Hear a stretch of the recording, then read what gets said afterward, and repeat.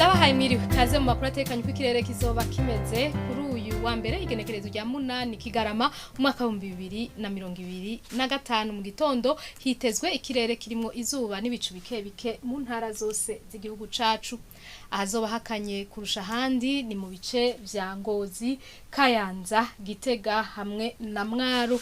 Aho ipimo bizoba biri kuri °C 13 ku muhingamo hitezwe ko hazobandanya hibonekeza ikirere kirimo izuba n'ibicu bike bike mu ntara zose z'igihugu cacu. Ahazorangwa ubushuhe kurusha handi ni mu Cibitoke aho ipimo bizoba biri kuri °C 31. Ejo mu gitondo izuba rizoseruka igihe cy'isaha 11:44 rirenge igihe cy'isaha 12:30 zo ku mugoroba. Amakuru atekanye ikirere agarukiye ngaha mwateguwe n'ikigo Ijebu nayo Nadia Ndayizenje nayo yabashikirije mwakoze kuyakurikira.